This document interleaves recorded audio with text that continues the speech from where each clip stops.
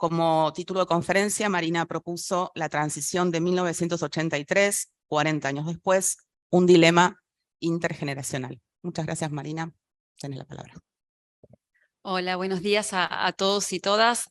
Gracias, Paula, y gracias a la PEUM por esta invitación y a toda una serie de colegas muy queridos y queridas que están por detrás de la organización de este evento. Yo lo primero que tengo que confesarles es que esta invitación la recibí, tal vez, no sé, noviembre, diciembre, octubre del año pasado. En junio de este año me pidieron un título. Entre octubre y junio, la Argentina había cambiado ya bastante. Entre junio y ahora volvió a cambiar radicalmente. Por lo tanto, lo que prometí o lo que pensé en su momento que podía decir y que podía pensar, también cambió.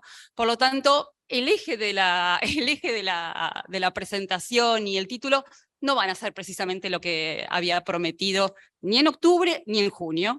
Pero sí voy a tomar de alguna manera más diagonalmente la cuestión generacional. En todo caso, cambiaron mis preocupaciones, cambió la Argentina, cambiaron mis preocupaciones y cambió lo que puedo decir.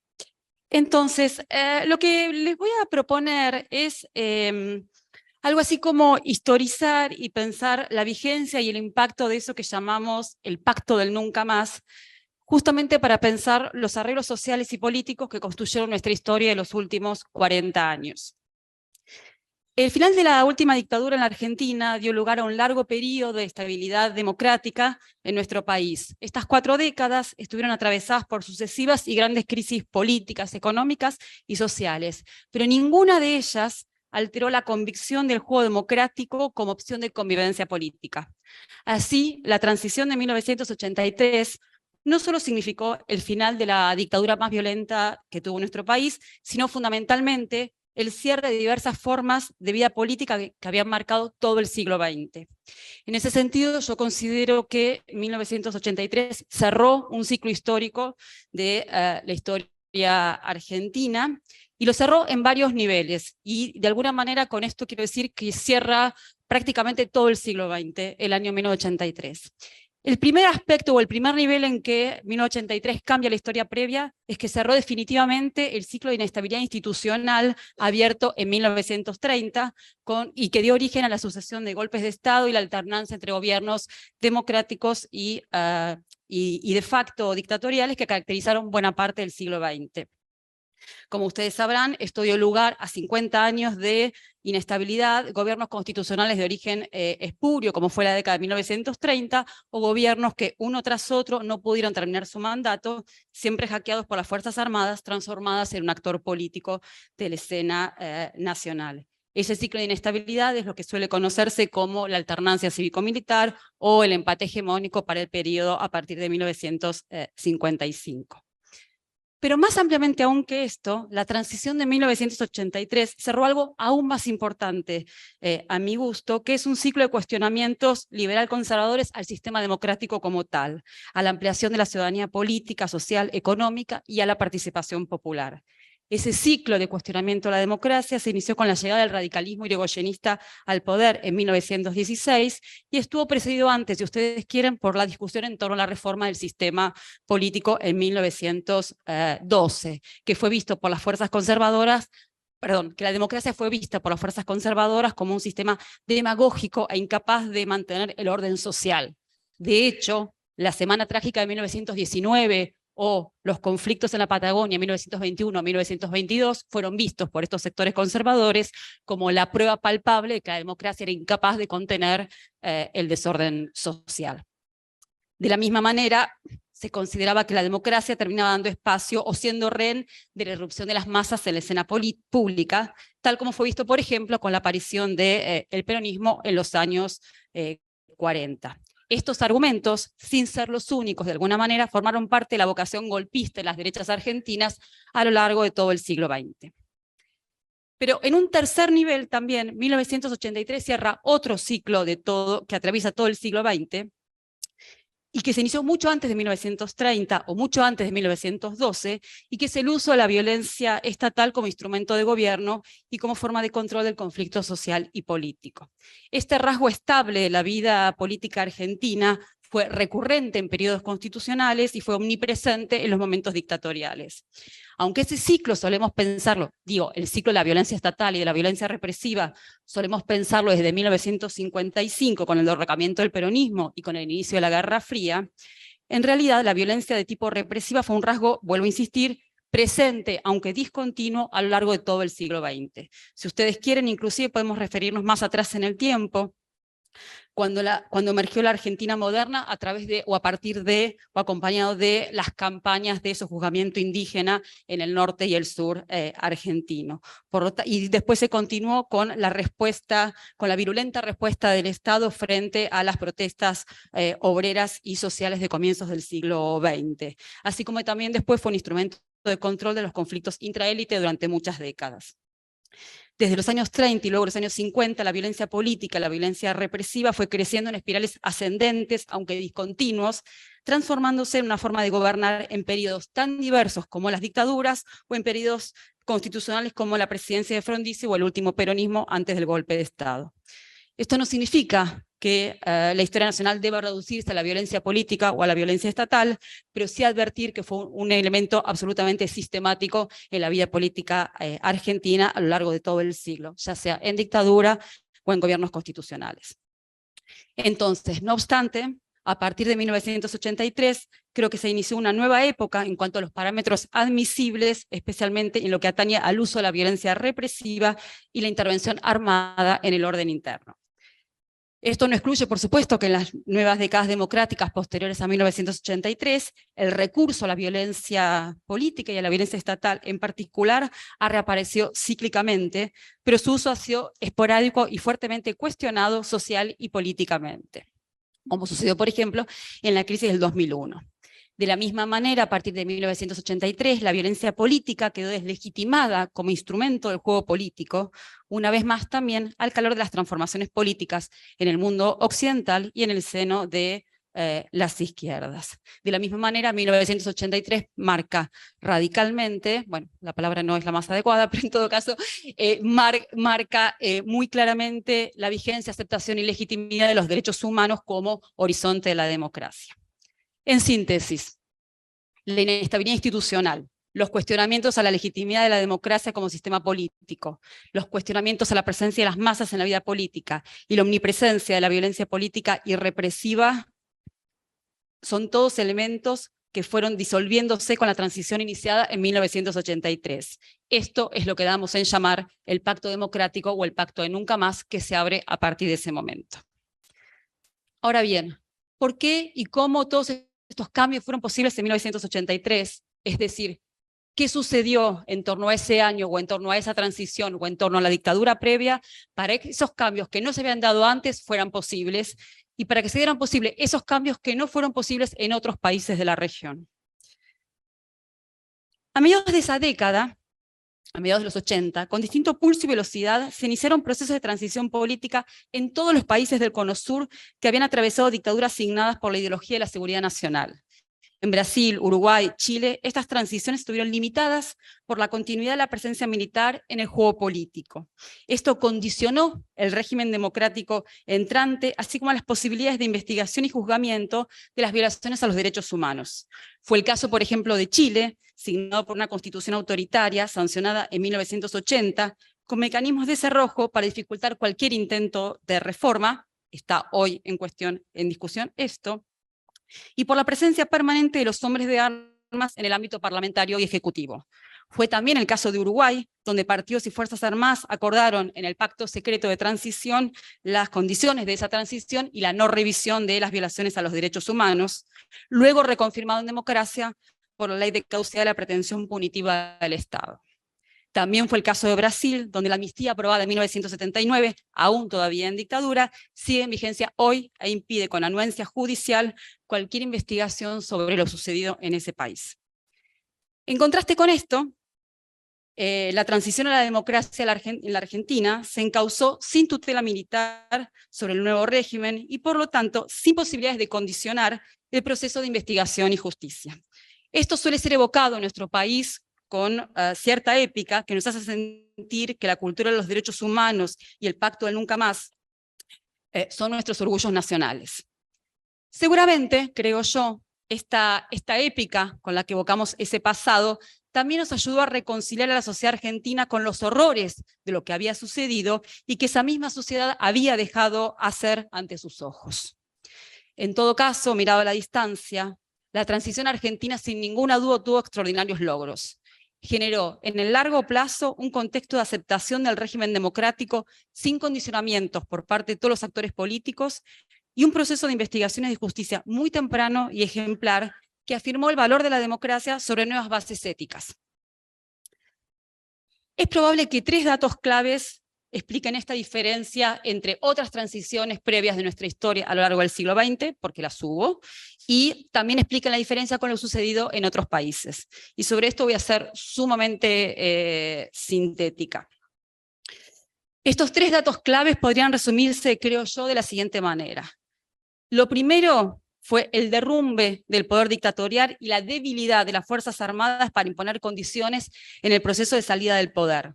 Este derrumbe y esta debilidad fueron consecuencia de la enorme crisis económica producida por el régimen militar, fueron consecuencia del fracaso político de ese régimen en la gestión del gobierno y en la imposibilidad de proyectarse en el poder aún con una solución democrático-autoritaria, fueron consecuencia también del impacto de la represión en la escena nacional e internacional y fueron consecuencia también de la guerra de Malvinas.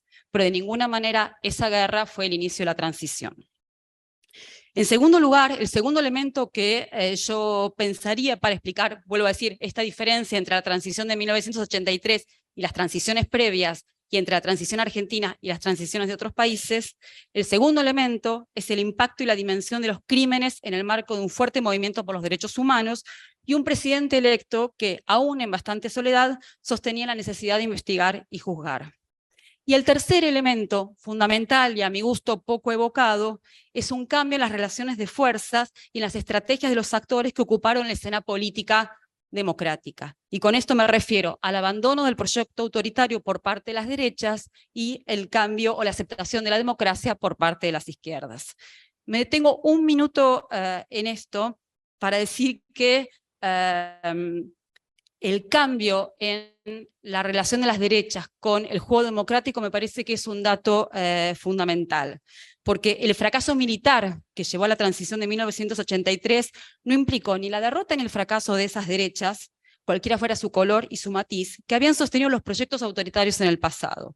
Más bien, y a tono con los cambios mundiales, estos sectores de derechas, conservadores, nacionalistas, liberales, optaron por aceptar el juego democrático e incorporarse a él a través de partidos, proyectos y una sistemática capacidad de presión sobre el sistema. De la olvidada UCD al menemismo, a la actual presencia de las derechas liberales como fuerzas populares, el camino ha sido evidente. Algo similar, bueno, similar no, distinto, podría decirse de lo que sucedió con las izquierdas. Las izquierdas a partir de los años 80 terminaron por aceptar la legitimidad del juego democrático e incorporarse a él. Pero sin embargo, lo que habría más bien que señalar que en realidad la transición argentina, a diferencia de otros países de la región, se hizo con la casi extinción política, por no decir física, de las fuerzas de izquierda que habían sostenido proyectos transformadores en el pasado. Entonces, quienes ocuparon el centro de la escena política de la transición fueron los 2 partidos tradicionales y una tercera fuerza, el partido intransigente, que había recibido una buena parte del caudal de las izquierdas, pero que quedó demasiado lejos en el juego electoral en relación con el radicalismo y con el peronismo. Entonces convengamos que el dato fundamental a mi gusto en la transición en términos de los equilibrios políticos es la aceptación del juego democrático por parte de los antiguos sectores civiles que antes habían sido autoritarios y golpistas. Entonces todos estos elementos, me parece a mí, estos 3 elementos dichos muy rápidamente, creo que de alguna manera explican por qué la transición argentina de 1983 fue distinta a las previas y fue distinta a otras transiciones regionales. Querría ahora detenerme un momento en la idea del pacto. La idea que hoy circula sobre el llamado Pacto del Nunca Más, en realidad reconstruye e idealiza retrospectivamente el tiempo político de la transición y sus conceptos y sus consensos. Básicamente porque ese proceso fue mucho más difícil y mucho más surcado de obstáculos de lo que se recuerda. Con menos idealización, la transición argentina fue, en algunos casos, mucho menos confrontativa con las Fuerzas Armadas de lo que se cree, y mucho más conflictiva y cruzada de tensiones entre los actores civiles de lo que suele recordarse. La idea de pacto además se presta a algunas confusiones. Cuando los estudios sobre la transición hablan de que en la Argentina no hubo pacto, se refieren al pacto que en la mayoría de los países del Cono Sur se realizó entre las Fuerzas Armadas salientes del poder y los partidos políticos entrantes. En la Argentina no hubo ningún tipo de pacto, pero esto, más allá de que pueda ser fundamental para entender la escena posterior, no es en realidad un gran orgullo nacional, sino que más bien fue la consecuencia de la manera en la que se tejieron las relaciones de fuerzas a la salida del poder. No hubo pacto porque la transición se hizo sobre la derrota de los sectores militares que habían usurpado el poder una y otra vez desde 1930. Pero esta ausencia de pacto no fue una posición de fuerza y consensuada de los actores políticos ni de los partidos políticos entrantes, sino que fue resultado de la debilidad militar para imponer cualquier condición y de la victoria del único líder mayoritario, Alfonsín, que se proponía investigar lo sucedido con las violaciones a los derechos humanos. Eso por un lado. Por otro lado, tampoco hubo pacto en el sentido estricto entre las fuerzas civiles. Lo que sí hubo es una serie de decisiones, de consensos y de acuerdos para constituir la nueva escena democrática.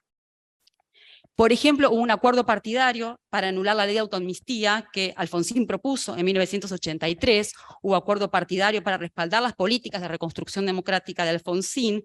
Alfonsín decidió no investigar la violencia y la represión antes de 1976 para no involucrar responsabilidades del peronismo, y el Congreso sancionó, por ejemplo, una ley que había sido propuesta ya en diciembre, inmediatamente después de la asunción de Alfonsín, que establecía la inimputabilidad del gobierno constitucional anterior, o sea, peronista, por presuntos delitos, porque había sido justamente derrocado por un golpe de Estado. Entonces, este tipo de cosas son las que de alguna manera constituyeron los acuerdos de la transición que nos permiten pensar muy ampliamente en una idea de pacto.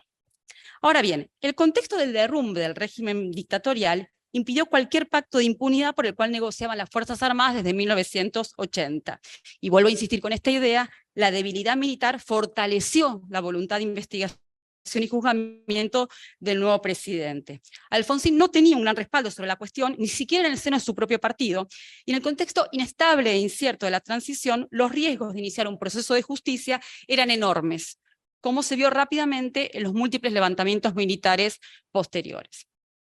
Pero la presión social creciente, empujada por las organizaciones de derechos humanos, el vertiginoso descubrimiento de lo sucedido durante la represión y el consenso partidario y político, generaron las condiciones sociales para que la investigación y la justicia fueran finalmente posibles.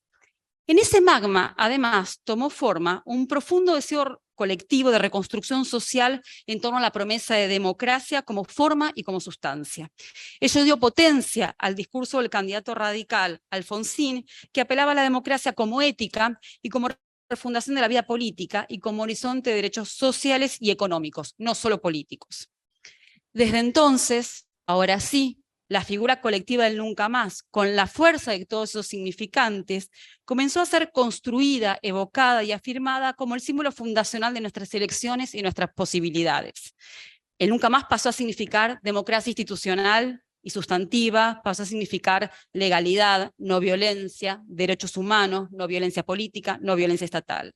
Desde entonces, el pacto del nunca más se transformó en la ficción teórica retrospectiva, en el símbolo más potente que dotó de sentido aquel momento fundante y estructura nuestro presente hasta el día de hoy. Pero como todo símbolo, funciona mientras creamos en él. Y creímos. Desde entonces, la democracia se afirmó en las dos maneras en que podemos pensarla teóricamente. La democracia se afirmó como forma de gobierno, como regla de juego institucional, como Estado de Derecho, en el sentido en que lo define Robert Dahl, pero también funcionó como forma de sociedad posible y deseable, como orden simbólico donde el poder no tiene dueño, como lo define Claude Lefort, y también como sistema justamente asentado en la incertidumbre. Desde entonces, creímos entonces en la democracia como forma de gobierno y como sistema político. La Argentina cumple hoy 40 años de esa estabilidad democrática. Estos 40 años significaron, sin ninguna duda, un nuevo ciclo histórico porque cerraron definitivamente los rasgos previos a los que me refería antes, rasgos que atraviesan toda la historia del siglo XX. cerraron la inestabilidad institucional, los golpes de Estado repetidos, la alternancia entre gobiernos dictatoriales y democráticos, la exclusión electoral de las fuerzas políticas mayoritarias, la violencia represiva y políticas sistemáticas, la presencia militar en la escena política, la voluntad golpista de las derechas conservadoras y nacionalistas, los cuestionamientos a la democracia como sistema político y a la soberanía popular como principio legítimo. Todo eso parece haberse terminado en 1983. No quisiera dejar con esto la idea de que todo cambió en 1983, o que todo lo anterior a 1983 fue antidemocrático, o que 1983 inventó un país nuevo y ejemplar. Pero sí hay que rescatar que las formas de la convivencia política legítimas fueron realmente distintas a partir de ese momento. Desde entonces, la cultura democrática y de los derechos humanos se consideró parte de los grandes legados y aprendizajes de la transición y caló profundamente en ámbitos tan nodales como el sistema escolar, que fue mediación y vector estructurante de esa transmisión generacional de aprendizajes. La escuela fue el vehículo privilegiado de esa construcción simbólica y experiencial de lo que llamamos el pacto democrático. En esa cultura política convergieron rasgos nuevos y otros más antiguos, potenciados por el proceso democrático de estas décadas. Emergió una muy antigua y amplia tradición de movilización social popular y de reclamo de derechos que precede mucho al peronismo y que se acrecentó con él. Desde 1983, esa potencia social se ha nutrido, además de la herencia de los aprendizajes y los símbolos del movimiento por los derechos humanos, que pasó a otros colectivos y a otras causas. Tal vez el mejor ejemplo de ello, lo evocaban más temprano. Me perdí. Espérenme un segundo. Perdón, decía, el mejor ejemplo de ello son los avances en derechos de género del siglo XXI. Derechos que demoraron décadas, pero cuando se lograron fueron posibles gracias a una movilización de mujeres que se nutría de una historia de feminismos que atraviesa todo el siglo XX, pero también de una historia más corta, heredera del movimiento por los derechos humanos, también liderado por mujeres. Sin embargo, en estos 40 años, y para salir de los festejos, la violencia política argentina ha estado atravesada por la incertidumbre propia de la democracia como forma de gobierno, como forma de expresión de las voluntades soberanas y como arreglo de la vida en común. Ello se ha manifestado en crisis políticas y económicas de extrema gravedad. Sin embargo, ninguno de esos procesos había puesto en jaque, o eso creímos, a esta cultura democrática, eso que hoy llamamos el pacto del nunca más, y que parece organizar nuestro imaginario político para la vida en común. Para pensar esto les propongo 4 o 5 escenas de nuestra vida colectiva de los últimos 40 años. Y me parece que estas 4 o 5 escenas podrían ser vistas, o creo yo, confirmaban la vigencia de esa creencia compartida en el pacto democrático, o de esa creencia compartida como la democracia como forma de vida en común. Pero también esas 5 escenas ponían en tensión algo que tal vez no estábamos viendo. Primera escena, 1987. Entre 1986 y 1990, sucesivos levantamientos militares implicaron condicionamientos y amenazas importantes sobre la estabilidad democrática en pleno proceso de transición y juzgamiento de los delitos militares. El más importante de ellos fue durante la Semana Santa de 1987, cuando se produjo el levantamiento de la sedición militar conocido como Cara Pintada, liderada por Aldo Rico, en demanda de amnistía por los juicios sobre las violaciones a los derechos humanos. El evento suele ser recordado por la triste frase de Alfonsín, "Felices Pascuas, la casa está en orden", dirigido a la población reunida en la Plaza de Mayo aquel domingo. Sin embargo, el dato fundamental de ese evento no es la frase de Alfonsín, sino fue la enorme respuesta social y de todo el arco político partidario al movilizarse en defensa del régimen democrático y en apoyo del gobierno. Allí, el deseo refundador en torno a la democracia y sintetizado como el pacto del nunca más había calado profunda y socialmente. Segunda escena, 2001. En diciembre de 2001, la democracia volvió a zozobrar profundamente. El reclamo fue que se vayan todos, aquellos que, a los ojos populares, habían capturado los hilos del poder estatal. Aquel reclamo no cuestionaba las reglas del juego democrático, no cuestionaba el pacto, sino a los sujetos que lo habitaban. Más bien podríamos pensar que en las experiencias sociales de las asambleas volvió a instalarse un profundo deseo de recrear la escena democrática desde abajo, en su forma más experiencial y directa. Además, ese 2001 tuvo otro hecho trascendente. Fue el primer estado de sitio en la historia argentina desafiado masivamente masivamente por la salida de la gente a la calle. A lo largo de todo el siglo, las medidas de excepción habían sido uno de los grandes instrumentos y símbolos de la violencia y el abuso del poder estatal, ya en democracia, ya en dictadura. Pero en 2001, la respuesta social frente a un poder totalmente derrumbado fue desafiar la prohibición y salir a la calle. Aunque la reacción gubernamental haya sido finalmente la represión, el pacto democrático que reclamaba democracia, que reclamaba no a la violencia estatal, estaba allí firme y más vivo que nunca. Tercera y cuarta escena, 2017. En mayo del 2017, bajo otras coordenadas históricas, la potencia de esa cultura del nunca más se hizo brutalmente visible. En ese momento resultó un escándalo la posibilidad de que algunos responsables de la represión dictatorial fueran liberados por la decisión de la Corte Suprema de otorgar el beneficio del 2x1. Una vez más, la reacción popular masiva fue salir a la calle y reafirmar la gravedad de los delitos de lesa humanidad cometidos por las Fuerzas Armadas. El nunca más, entendido entonces como vigencia de los derechos humanos, seguía vigente, válido y capaz de convocar a multitudes para ocupar los espacios públicos. Tan solo 2 meses después, la desaparición de Santiago Maldonado dio lugar a una intensa movilización popular que revivió, o que sintió que se revivían los miedos del pasado, y que se manifestó en un rechazo profundo del tipo de crímenes asociados a la violencia estatal, en ese caso, la desaparición forzada de personas. Quinta escena, 2022. Y aquí, sin embargo, tenemos una escena que empieza a mostrar otra cosa. Ese año se produjo el intento de asesinato, ese año no, el año pasado, se produjo el intento de asesinato de Cristina Fernández de Kirchner. El intento de magnicidio permitió ver profundos odios en los sectores altos, medios y populares, asusados por derechas cada vez más virulentas y movilizantes. El hecho no suscitó toda la condena política esperada y en cambio generó un alarmado llamado a reavivar la vigencia del nunca más, entendido como un no a la violencia política.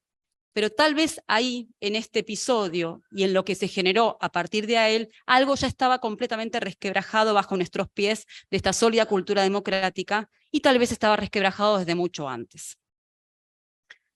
Todas las primeras escenas que evoqué podríamos verlas como expresiones populares de esa cultura que simbolizamos como el pacto del nunca más.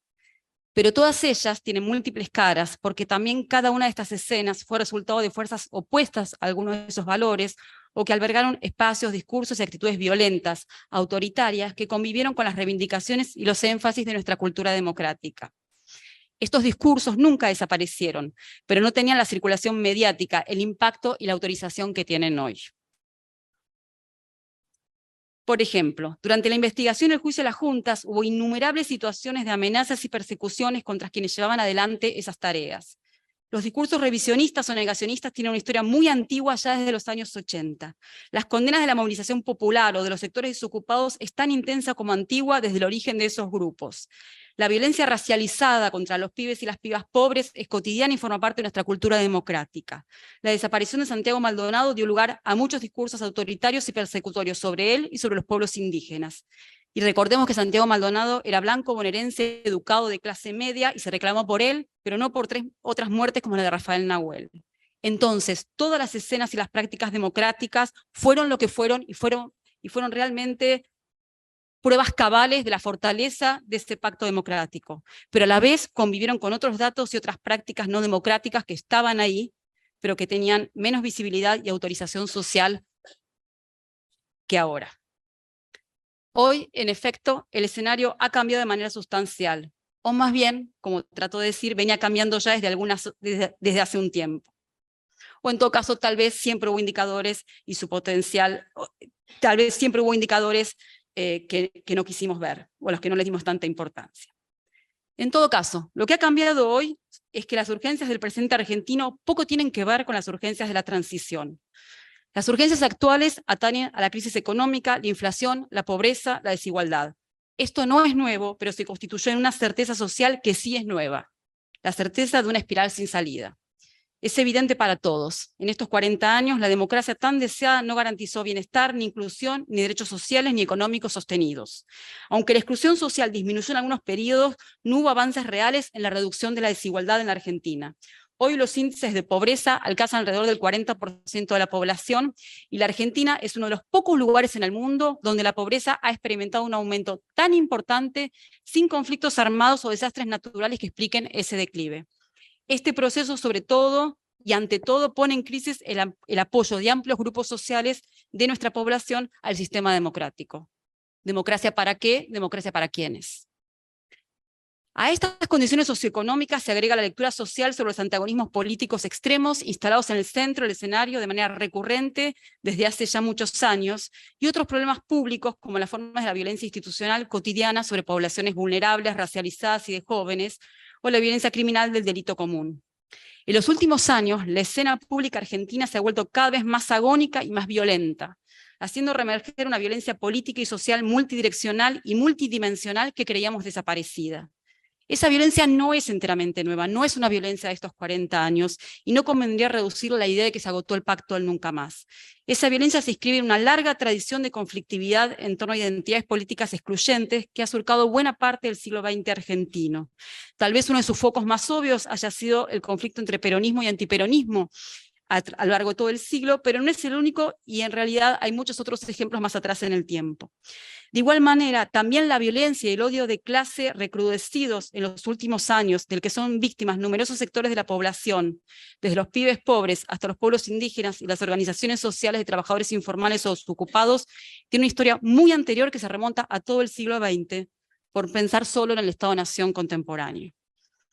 En todo caso, estos escenarios nuevos o de muy larga data son los que interpelan y preocupan a grandes conglomerados de nuestra sociedad argentina hoy, ahora, y de manera diferencial a las nuevas generaciones y sus expectativas presentes y futuras. Quienes ponen en cuestión la validez de la democracia, a veces asusados por los liderazgos de las extremas derechas, son en muchos casos generaciones más jóvenes que no tienen sobre sus hombros la experiencia dictatorial y sí, en cambio, la falta de expectativas y la penuria cotidiana de sus familias frente a la pobreza, la inflación, la violencia política, institucional y criminal, repetidas una y otra vez en diversos ciclos políticos. Ayer, una colega joven, estudiante de doctorado, que da clases en un secundario nocturno, en una zona difícil de la ciudad de Buenos Aires, me contaba que una alumna se disculpó con ella porque no había ido el día anterior a clase, a la noche, y le explicó que había ido con su mamá a un comedor para comer, y que el comedor estaba cerrado porque había habido un ataque del narcotráfico, entonces se fueron a otro comedor. Cuando llegaron a ese otro comedor, cayó la policía. La mamá, que era discapacitada, se puso muy nerviosa, tuvo algo así como un ataque, por lo menos me lo refirieron así. La policía se tiró encima de la señora discapacitada, la chica se tiró encima de la policía y terminaron las dos retenidas. Entonces, ¿democracia para qué y para quiénes? Cuando les hablamos a las nuevas generaciones.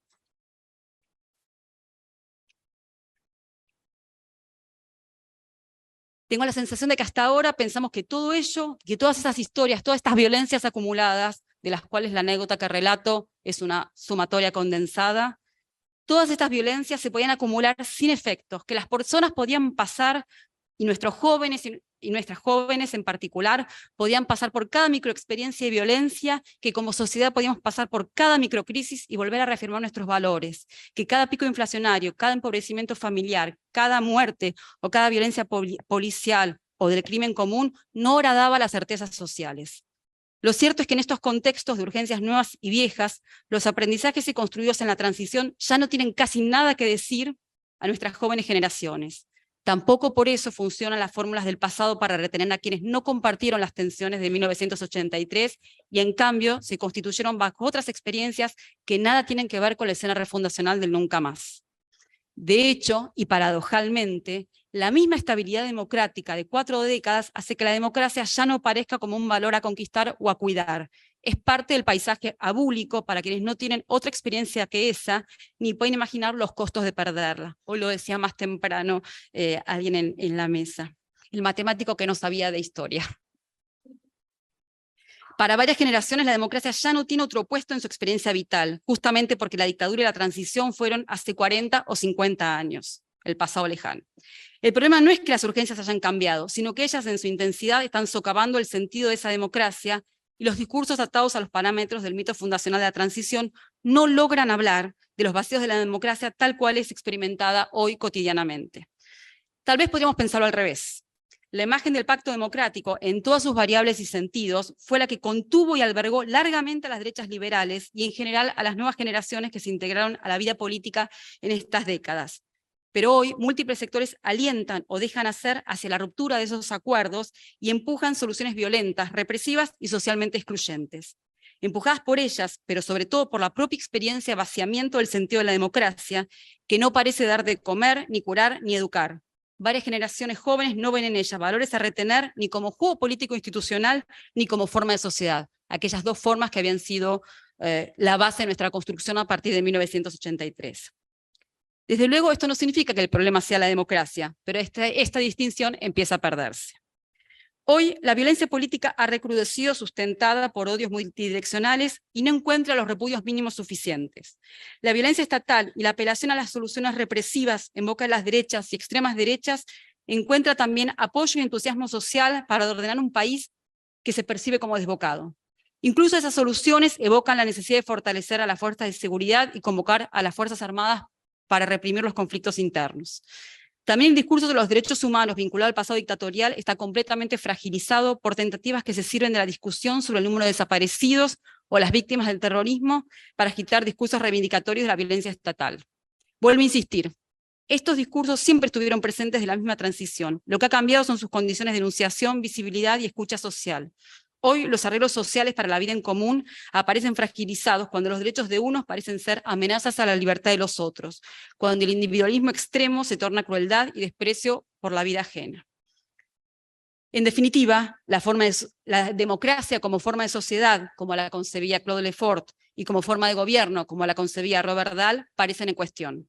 Ello no es consecuencia de la presencia de liderazgos de extrema derecha, aunque esto sea importante y sustantivo.